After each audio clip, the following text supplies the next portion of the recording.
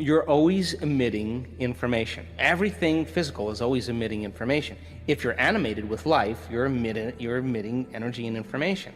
So what most people do is they say, I want the new house, the new car, the new relationship, I want a big bank account, I want my private jet, they do all that stuff.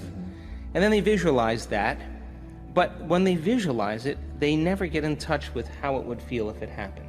In fact, they're hypnotized and conditioned into feeling the emotion when it happens. So they may do a little meditation or a little whatever, and they open their eyes and their senses say it's not there. So what do? They experience more lack, more separation. So when you're feeling lack and separation, you try harder. And now they try matter to matter to try to produce the outcome because they're feeling separate from their future. So then thoughts are the electrical charge in the quantum field, and feelings produce a magnetic charge in the quantum field.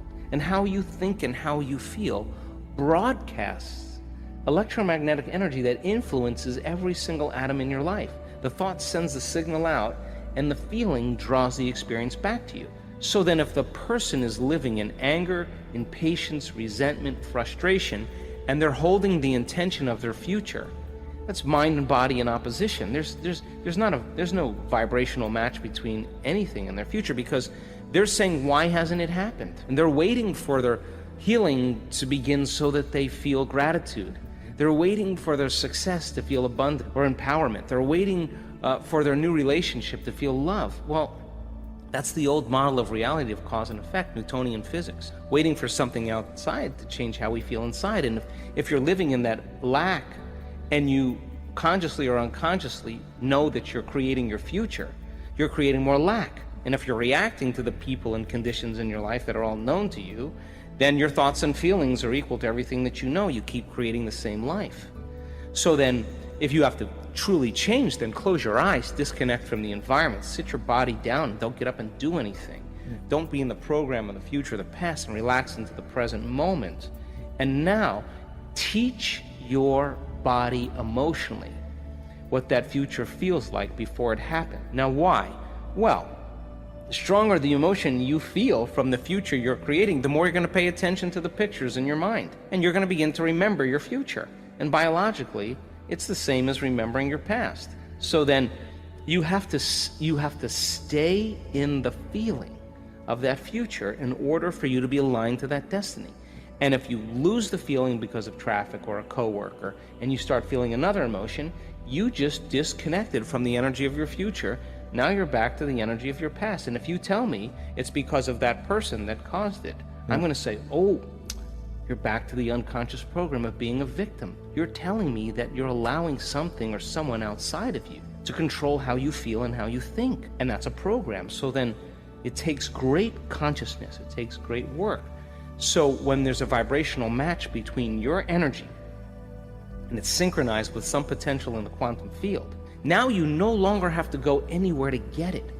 Because you're connected to the field, you're going to begin to draw events or experience to you. And they're going to come in a way that you cannot predict. Because if you can predict them or anticipate them, they're nothing new. They have to surprise you. That's the unknown, right? And that's the fun part, because the brain learns by mistakes and surprises. Why not a few surprises? And when that event lands in your lap and it comes out of nowhere, you will look back at all the betrayals, all the traumas, all the things that happened in your past, and you will not want to change one thing in your past because it brought you to that moment. And that's the moment the past no longer exists. So people are healing from their past in a lot of ways when they do this work. And the side effect of all of this is they feel so whole, so happy with themselves, they no longer want anything. Like all the things they want, they don't really want the house, they're happy with themselves. Like, I think that's really a good place to start in life. Have, do, or be anything you want if you controlled your mind. You can change your thinking. One way to look at this is the thoughts you're having right now are primarily negative. So that's the first thing to notice. Your thoughts are primarily negative. The second one is you're not your thoughts. You are separate from your thoughts. And this is massive, earth-shaking news if somebody's hearing it for the very first time. There have been books that are called You Are Not Your Mind, You Are Not Your Brain. And what they're saying is these thoughts that we're having them. We're not them. If we can detach enough to go, oh, here comes that I'm not good enough thought again, and let it go by, we are one step removed from it. Now we've clipped off that energy that was causing us to feel bad because of that thought. So that's the second step, is to become aware that I'm not my thoughts. Third step is to start to generate what you do want to think. And this is where things like affirmations, positive thinking, positive statements, instead of saying I'm not good enough, begin to say I am good enough. Begin to say this can work out for me. If this material has worked for other people, why can't it work for me too? You know, I'm human, they're human, and you can start to rebuild your software of the mind, if you want, if you will. And these are all elements. And then there's, we can get into details like what you're going to tend to bring into your life are things that you think about a lot. Most people think about the things they're afraid of, the things that they're worried about. I tell people, why don't you start thinking about the things you love, the things you're passionate about. You're going to go in a new direction. You'll be happier, you'll be healthier, you're going to have better momentum, better enthusiasm. So the repetition of that is going to be a big thing. Emotion, going with those feelings of passion, is going to fuel you to go in a direction that you prefer. And actually having an image. And the image could be a graphical representation of what you want. It could be a house, it could be a car, it could be a job, it could be a pile of money, it could be spiritual awakening, whatever you can do. Because the brain, the reticular activating system in the brain, responds to repetition, imagery, and emotion.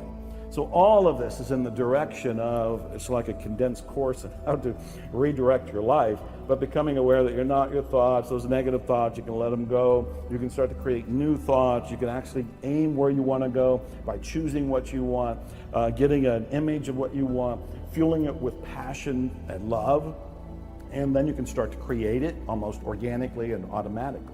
And why as humans do we tend not to do that? Where does this negativity come from? Is it an old survival instinct? That is exactly, you don't even need me to answer these questions. No. You already know. It is an old survival instinct. What we're on alert for, we're hardwired for it. We're on alert for danger. We're on alert for anything that can stop us from breathing, from living. And so our reticular activating system, that part of our brain in the back of our head at the top of the spine, is already hardwired to be on alert for anything that is a threat to you, your loved ones, your life, and all of this. And so negativity and fear and worry are all things programmed to alert you that that could be dangerous. And that's fine. Our reticular activating system and our survival is working. You're here, I'm here, your viewers are here. We can applaud that part of our system that is working. It is keeping us surviving. But what I and the other teachers are saying is that you can program it for other things. You can program it for what you want.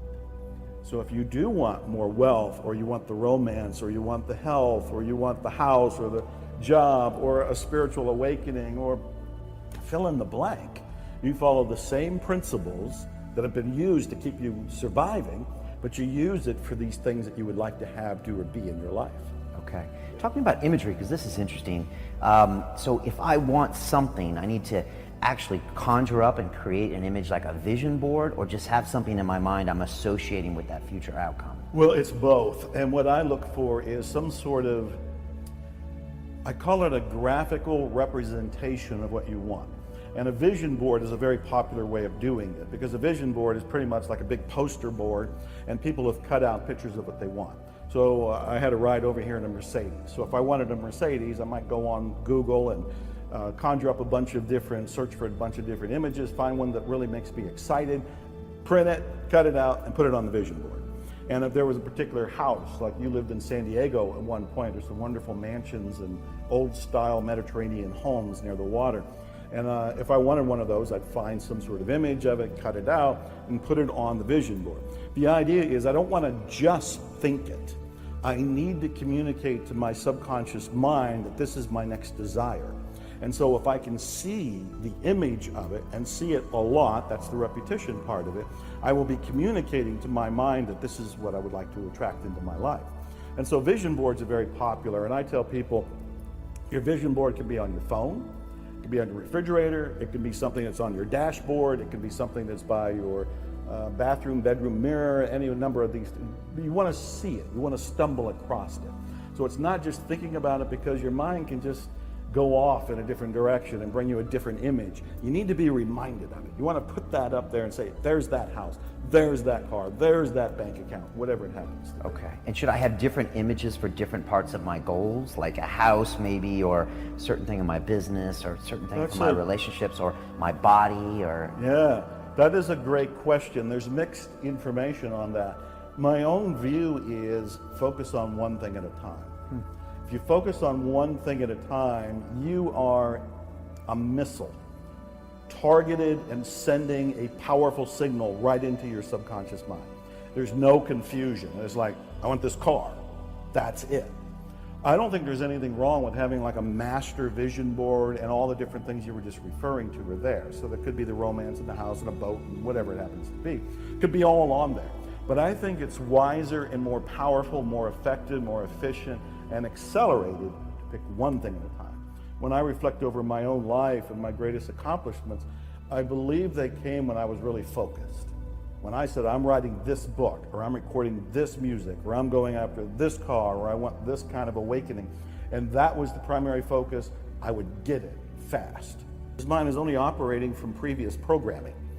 And the previous programming for virtually everybody is about lack and limitation, fear, worry, survival. Naturally so. That we're just trying to live here on the planet.